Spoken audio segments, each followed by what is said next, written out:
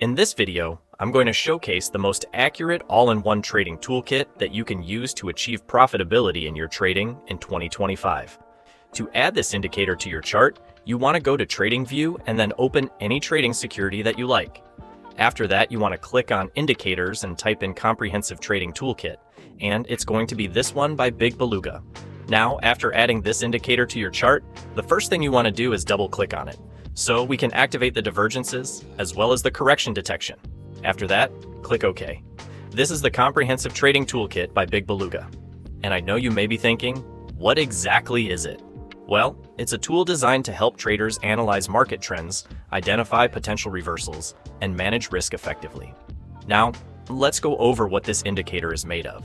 In order to talk about its functionality, we need to focus on its three key features: RSI divergences, correction boxes, and support and resistance levels. Let's start with RSI divergence. This section of the indicator at the bottom is actually an RSI indicator. The white line is the RSI line, and it includes most standard RSI features such as the 50 level in the middle, the 70 level at the top, and the 30 level at the bottom. Now, this RSI section is used to identify RSI divergences. The indicator uses red and blue lines to highlight divergences. Whenever there is a bullish divergence, it will be plotted one way, and whenever there is a bearish divergence, it will be plotted another way. When using this indicator to trade, you would wait for these divergences to be printed. If it's bullish, you get ready for long positions. If it's bearish, you look for short positions. The second feature of this indicator is correction boxes. You may be thinking, what are correction boxes? A correction box highlights a sharp price decline up to a certain percentage drop, which is adjustable in the settings. If the market drops by 5%, then it's labeled as a correction. If you lower it to 3%, a 3% drop will be labeled as a correction. These correction boxes are always displayed in light blue. Since a correction is basically a drop in price, there isn't a bullish or bearish correction, it's simply a correction. Traders typically define a correction as a drop in value of 10% or more. This decline can happen over a few hours, a few days, or even stretch to weeks or months. This indicator visualizes corrections with blue shaded boxes, triggered by the percentage decline set in its settings. These boxes highlight sharp price drops, helping traders identify significant market movements quickly and efficiently.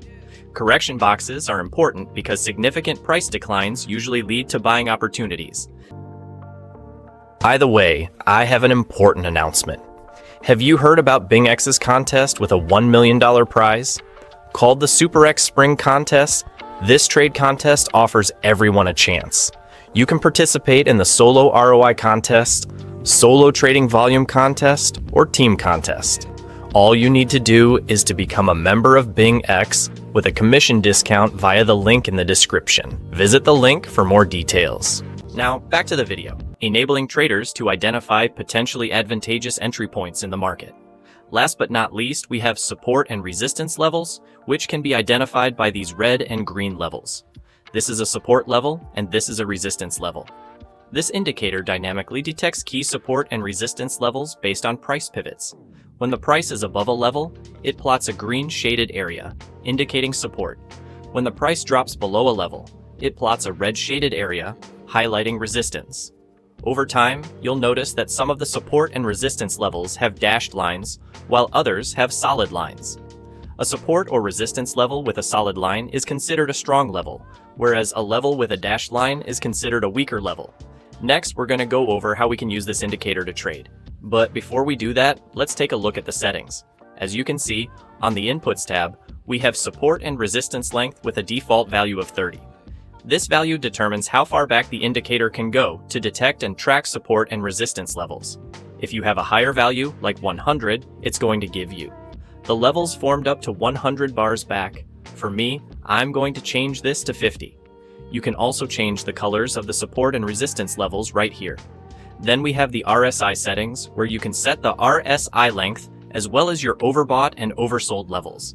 There's also a length setting for divergences, which I'll keep at the default value of 10, and for correction, I'll maintain a value of 5. The Style tab has several visual options that you can toggle on or off.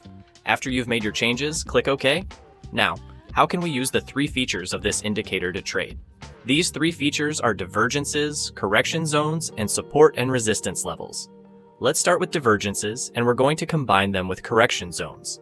The first thing you want to look for is a correction zone, labeled by a light blue box. Then, you want a bullish divergence to be printed after that correction zone. A correction zone in itself indicates that after a sharp drop, price may later recover, but the bullish divergence adds extra confluence. Once we have the bullish divergence, we wait for the price to print a bigger bullish candle compared to the last few candles. This signals that the price may continue going upwards. We take a long position, set our stop loss at the lowermost low established during the divergence, and target a 1 to 3 risk to profit ratio. Although this is a more long-term trade, it eventually turned profitable in our example.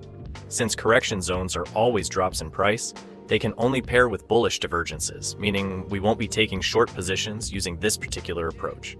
But that's just one of the methods of trading with this indicator. There is another way.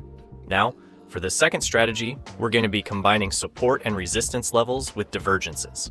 First, identify a strong support level to take a long position. That's indicated by a green level with a solid line in the center.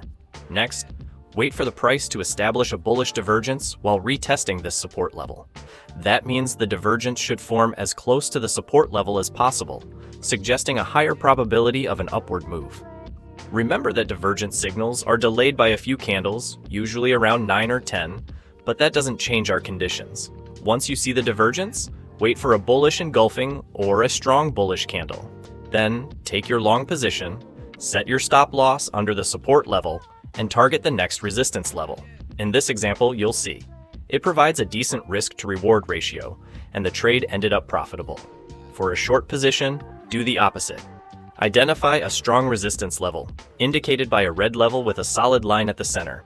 Once you have that, you identify a bearish divergence, which, as you can see, we have it here. Wait for a candle that's bigger than the last few candles, which we have here. Enter a short position, stop loss above the resistance level. The take profit can be set at this support level at the bottom. Let the trade run, and as you can see, it was indeed a profitable trade. Ladies and gentlemen, this is the Comprehensive Trading Toolkit by Big Beluga. It's particularly useful for traders looking for a detailed and actionable framework to interpret market movements and plan their trades systematically. If you want to check it out, you can find it on TradingView. Remember, the strategies showcased in this video are not complete strategies. Be sure to combine them with price action concepts or market structure to achieve profitability. That's been it for this video. I really hope you found some value. If you did, remember to leave a like or even consider subscribing to stay tuned. Thanks for watching. See you next time.